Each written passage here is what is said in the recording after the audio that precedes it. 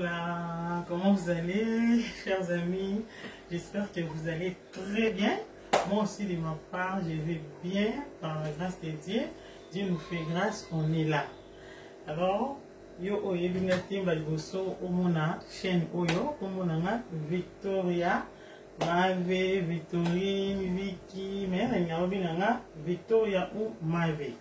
Alors, chaîne oyo, tout ça, la recette africain, tout ça la rappel il y a awa mais awa il a mis pendant tout ça la Afrique parce que tous les idées bandi qu'on a sur baza ba botama a baza ba africain ba yebi biloko ya Afrique te mais baza ba congolais to pe ba kolo mususu ya Afrique po ba yeba kolamba na bano ba botama awa ba yebi te nini balamba ba biloko ngo iza awa te ya moto zo idée na bandi ko mususu pe o ba yebi ya mote. Alors yango wana lelo tozo lamba biloko na biso mais nazo senga na yo oyo otalanga osabone po ozwaka ba video nyonso na ndosala tala na sa video mona ba komi abonné na grand caractère na rouge o tie musapino wana o s'abonner o liker bati maboko boyo liker après fini cloche à notification o s'abonner po ozwaka ba video oyo tozo sala mutali boso. Voilà, alors lelo tozo lamba champignon. Tolamba champignon na biso ou mayebo ya fresh ya ngoyo tolamba ngo na ngombe na kolakisa bino comment alamaka toza na épices na biso toza na céleri toza na poireau toza na piment doux na biso ya jaune et puis toza na tomate mbuma toza na matungulu ail mungwa toza na poivre blanc poivre noir toza na muscade toza na feuille de laurier citron na bouillon na biso ya poulet. Voilà, tout ce qui est kosukola biloko na biso après sima tout ce qui est sikoyo kobanda nini to sala ngo. Voilà, à suivre. Voilà, ah to sukola ngombe il faut sukola na mayi tiède ana ti mayi tiède ah yima déjà moto pe makasi te na ti tiède pona sukola ngombe na biso. Voilà, to sukola ngo. Voilà, ngombe na tu yango to sukoli yango très bien, na sukoli yango 2 fois na mayi ya eau tiède, na chaque année 3 fois. Na eau tiède après troisième mayi na tie mayi ya pio ya malili. Ba mayi mibale za ki ya eau tiède. Voilà ce que to ke sukola champignon na biso. Champignon to sukola na mayi ya malili mayi ya moto te. Il faut to longola biloko. Moni, olongoli kabwe, oche. Olongoli oche na mayi. Ah na ocha directement na kati ya mayi. Moni, mayi yango wana. Non, je vais directement la tête à maille. Après, il faut que bien, bien. Allez, tu vas dire ce qu'on va essayer. Voilà, à tout à l'heure. Voilà, on va bien visser en gros. Tu vas prendre le citron. Tu tiens au citron. Tu tiens le citron pour. Et donc, on va sur la niama. Mais ça là. Tu tiens le citron. Tu tiens poivre noir. Tu vois qu'il y a un peu de sango moi muki. Après sima to kokali nango. Voilà. Koka moyite. Yo mo omona ndenge to sala. Allez, tu veux kotia poivre blanc. Voilà. La chara boui po ekota na musoni. Après tu veux kotia muscade.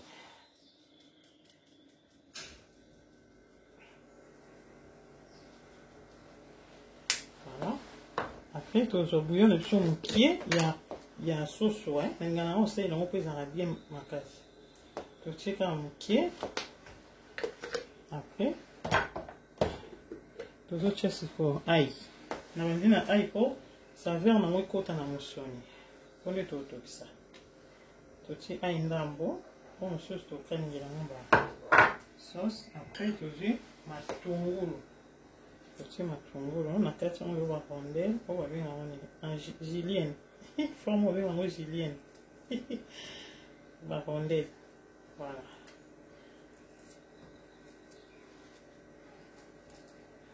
voilà.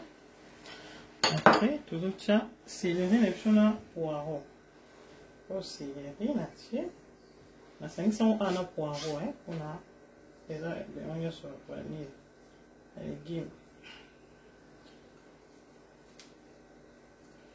Tiens, la poireau. Après, tu veux que ça, pour avoir la vision nini, piment doux, ou bien poivron et jaune. Poivron et jaune, la nuance. Voilà. Tu as mon entier, après tu vas et tu vas voilà. Monsieur moi mon bois. Ok. Maximum. Voilà. On a awa, to soki awa to tia mai te parce que misa mai na ya moko to juste ko to ça. To kangi nzongo na biso to fongoli moto to banda ko fonga moto na 6 po na 6 eza makasi après to kitsaka po chauffer nzongo rapide. Voilà, à tout à l'heure. Voilà, nzongo na biso to ka to ba to to kisa makasi mingi te po to kalinga.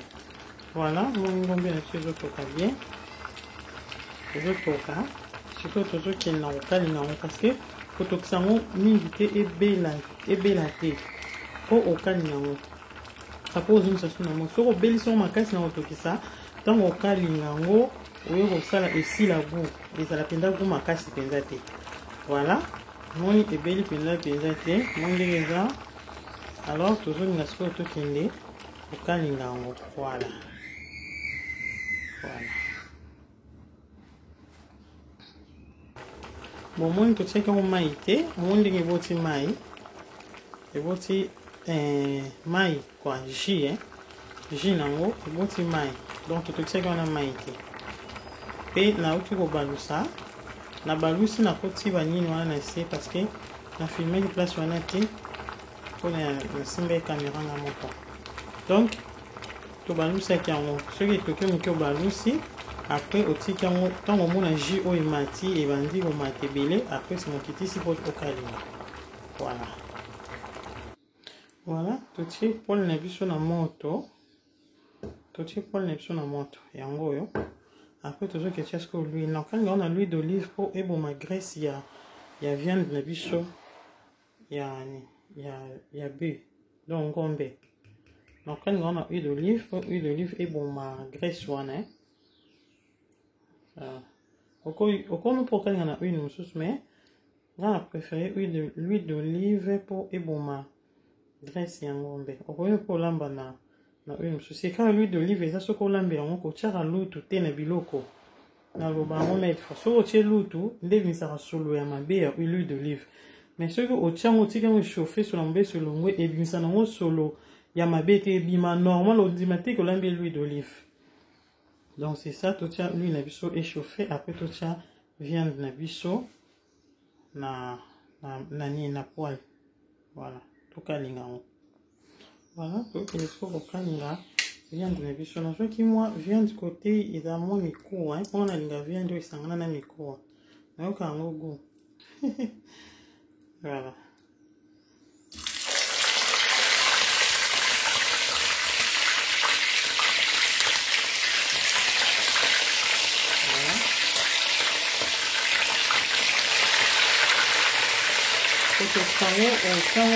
Pendant 20, donc 30 minutes. 30 minutes, il y a toute viande. Et puis, au il y a ça, la pâte à 15 à 20 minutes pour les gens ci et ci là. Donc, au cas, nous avons fait des maman et kaukate longo et aux autres, ça à moi et quand nous avons dit colo pour au lamba on le voilà. Donc, au moins, juste comme ça, au devant, comme il s'en va. Donc, échanger comme moi couleur au longo, changer mon couleur et longo, et bien là, penza te kauka, non.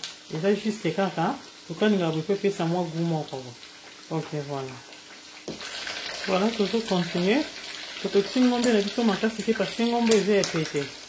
Ngombe a mis les poteaux et en makasi, sont tout makasi et pour comme poto do elendi. Donc, mise en makasi ya moto tokisi en mukie kaka poto kalinga.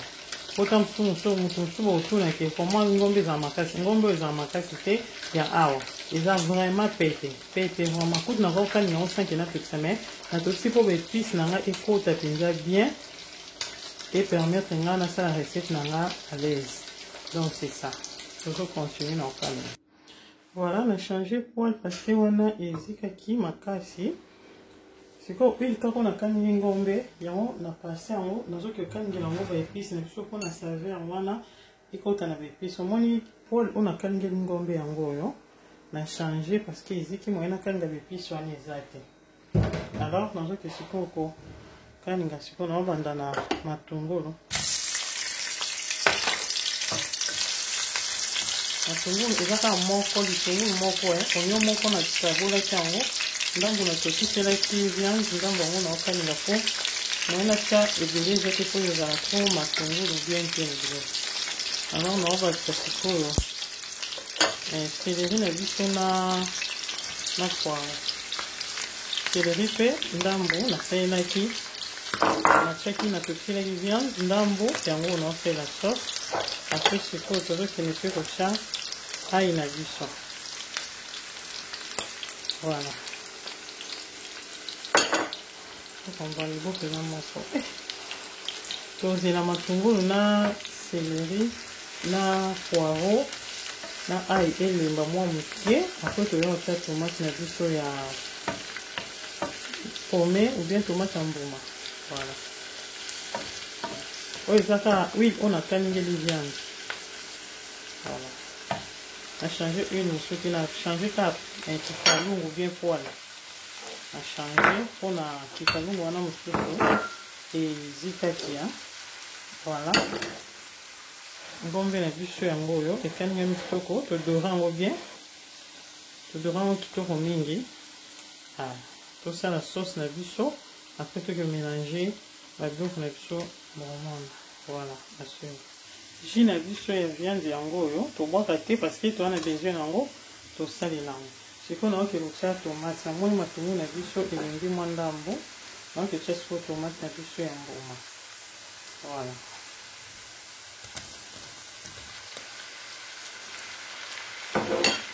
voilà natie tomate ya mbuma na mélange yango na matungulu na biso mpo naoke ko mélanger po balola po réunion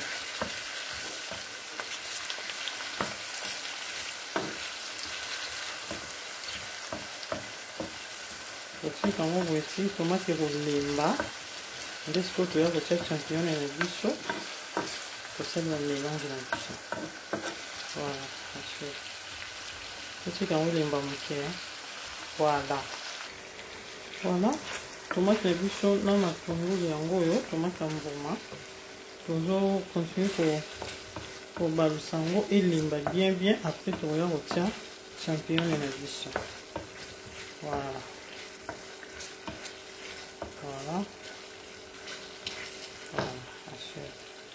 voilà sikoyo jus na biso ya viande tosala nini toza sikoyo champignon na biso champignon yango oyo champignon na biso yango wana yango oyo toza sikoyo tozotiango na jus na biso sauce ezokontinue nango na obela po tomate ya mbuma ebela mpenza bien po so ebeli bien te ezala to mobeso epuis ntango osomba tomate ya mbuma somba oyo eza rouge makasi tomate ya mbuma etela makasi yango nde esala recette bien kozwa oyo eza neti mwa mobeso te non parce que oyo eza viande solamba donc ezokontinue nango na kobela kuna sikoyo tozozwa champignon na biso tozotiango sikoyo na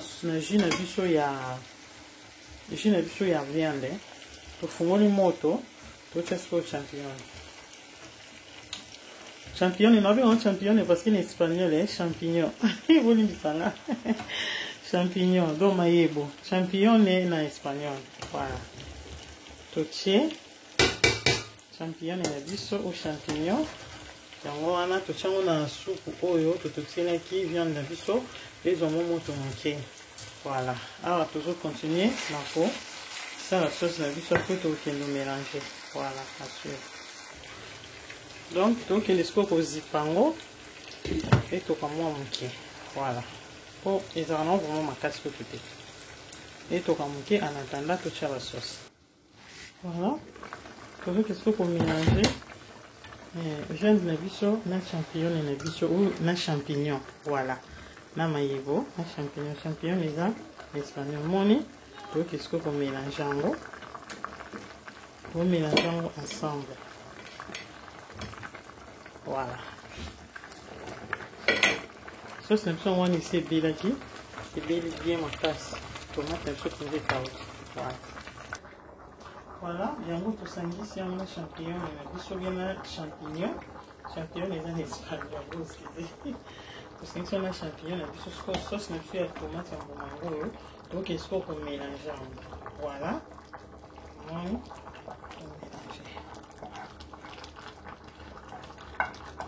jus oyo eza juste jus ka ya ngombe natokisaki natie mai te banda na bandi olamba natie mai te naolambela juste jus ya ngombe bien ya viande de bœuf voilà et na otya mai te po champignon bien champignon bimisaka mpe jus nango voilà bon tokende sikoyo kosangisa yango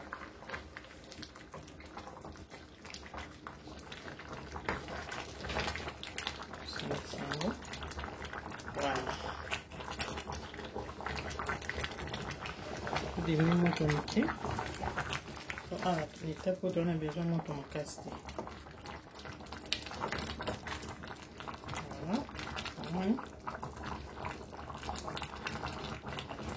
voilà kobakisa ata muscade na poivre noir ici na feuille de laurier awa tozwi muscade po totya muscade mokie na ebandeli nde tosangisi na batomate boye po tobakisa so ndambo tobakisi na poivre noir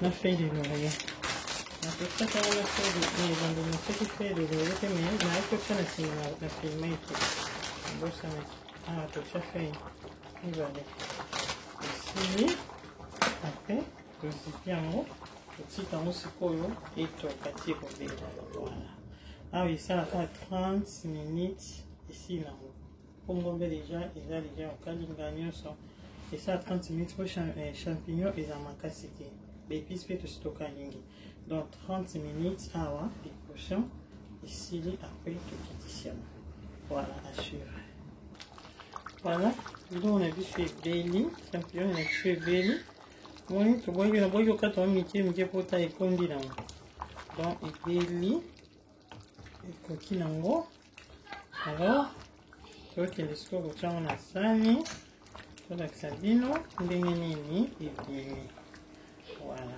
à suivre voilà biloko na biso yango oyo champignon na biso na ngombe yango oyo ebimi mpenza kitoko appétissant okosala yango olia yango na loso makemba fufu kwanga donc c'est ça okosala yango eza facile kolambaka ngombe ndenge moko te eza na bamidele ebele donc eza bien makasi so olia yango vraiment kitoko nakuna naza fanatique ya champignon ete mais jour namekaka yango nakoma fanatique nango donc c'est ça tolambi biloko na biso omonaki yango depuis na ebandeli yango oyo tokomi na biso na suka na biloko na biso yango oyo ebeli kitoko voilà ok voilà chers amis tokomi na suka ya recette na biso ya lelo merci na bino bolanda biso depuis ebandeli ti suka ezalaki ya bino Victoria Cuisine lelo tolandi champignon na viande de bœuf alors omoni ebandeli ti suka nde tolakisa bino nzambe apambola bino napesi mbote na bandeko nyonso oyo bolandi biso na famille na ngai na bibina na ma grande sœur na Elali na Eli na Niklete Kusu na Fatou napesi mbote na Lusala na Belgique napesi mbote na Niklete na Maroc napesi mbote na Niklete na Belgique Niklete Lwembe napesi mbote na bandeko nyonso oyo bolanda biso na apôtre Martin Makoma merci mpona baconseil mpona bapriere nzambe apambola apôtre napesi mbote na papa Richard Buta merci je t'aime beaucoup papa na maman patience mbote na bino mbote na sœur Mado na bandeko nyonso oyo balingaka ngai mbote na Diane Rit nzambe apambola bino Lina Marisara Fesam famille Kunzi Mobimba na pesi bino bambote na bino tokomonana soki nzambe a permettre mbala ya sima mpona lelo tosuki awa na recette na biso ya kitoko ya champignon na viande de bœuf. Nzambe apambola bino bosabone ebele bolaika video bino botala bolaike video otiki commentaire osabone soki osepeli na video na biso sabone. Nzambe apambola bino. Bye bye bye bye. Merci beaucoup. Ciao ciao.